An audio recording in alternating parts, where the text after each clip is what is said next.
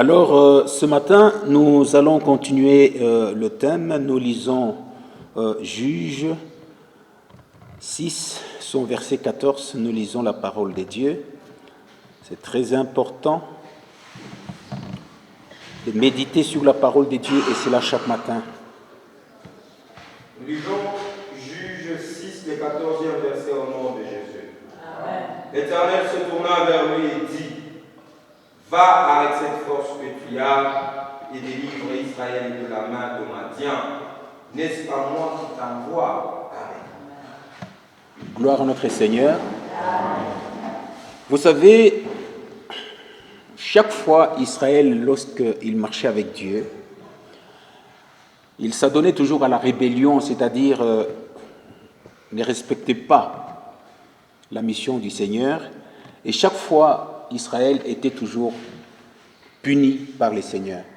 Et le Dieu Tout-Puissant punissait Israël toujours à travers les nations étrangères. Alors ici, nous sommes devant Gédéon. Dieu lui a fait grâce. Ça, c'est très important. J'insiste sur Dieu lui a fait grâce. Vous savez, lorsque le Seigneur vous choisit et qu'il vous admet dans sa présence à lui, ne croyez pas que vous le méritez. Il vous a choisi parce que ça dépend de lui. Et en d'autres termes, il est dit, il vous fait grâce.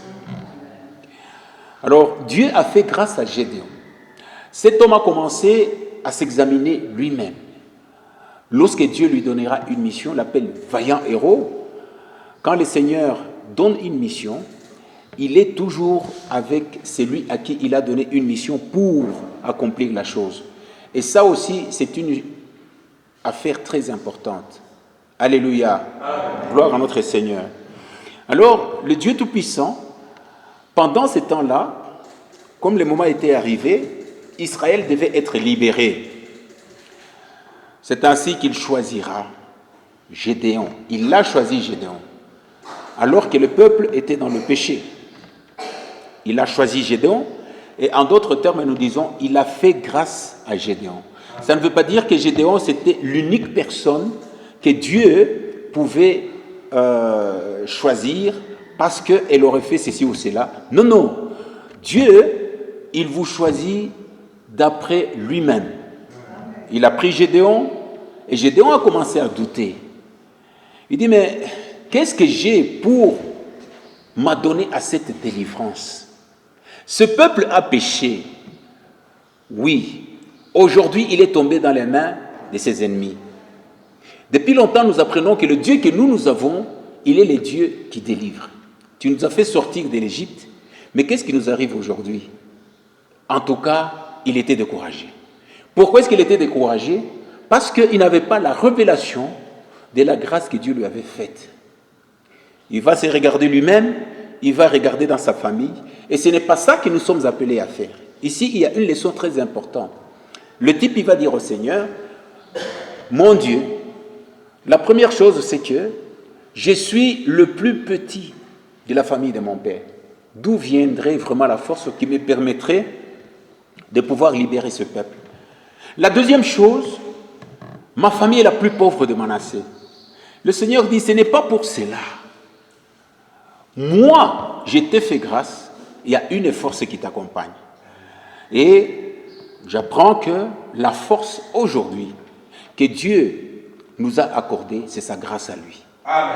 Beaucoup de gens ne comprennent pas. Lorsque Dieu vous fait grâce, il est avec vous. Amen.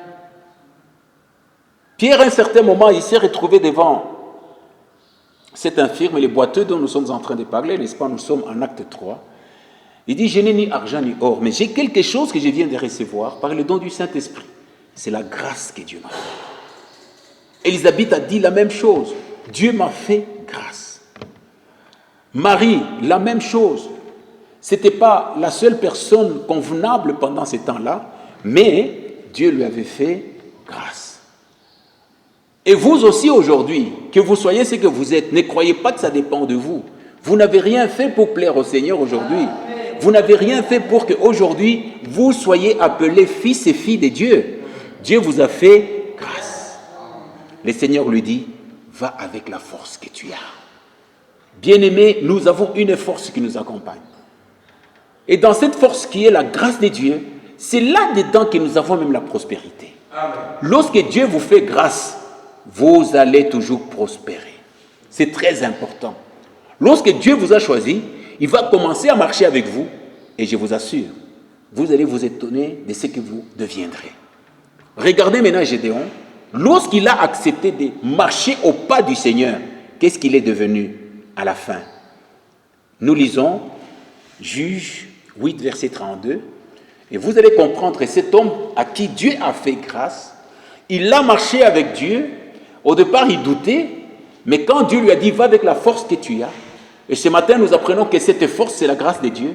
Maintenant, regardez, avant même de mourir, ce qu'il était devenu. Nous lisons la parole de Dieu.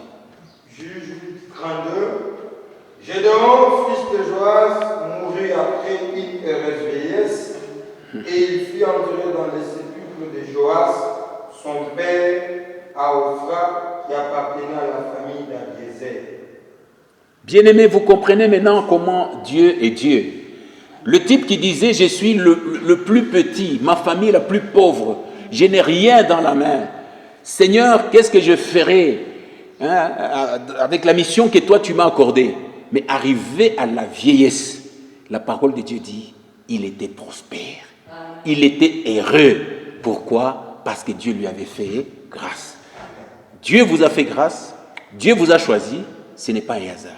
Même dans les cultes de ce matin, si vous êtes venus, Dieu vous a fait grâce.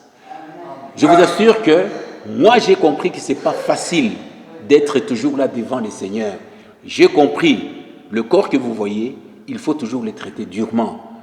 Mais lorsque Dieu vous fait grâce, vous serez ce que le Seigneur fera de vous. C'est-à-dire, en fait, vous allez prospérer certainement. Parce que notre Dieu, il est le Dieu de prospérité. Et voilà, à la fin, lui-même, il est là. Une heureuse vieillesse. Et vous vous souvenez, il a même pris beaucoup de femmes. Un type qui était pauvre. Il a même pris beaucoup de femmes et il est tombé. Vous avez la chair, c'est toujours la chair. Mais ce qui m'intéresse aujourd'hui, c'est que je voudrais bien partager avec vous, c'est que Dieu vous a fait vous aussi grâce depuis ce matin. Et à partir du moment que vous allez sortir de ces lieux, croyez que la grâce du Seigneur vous accompagne. Acclamons le roi des rois.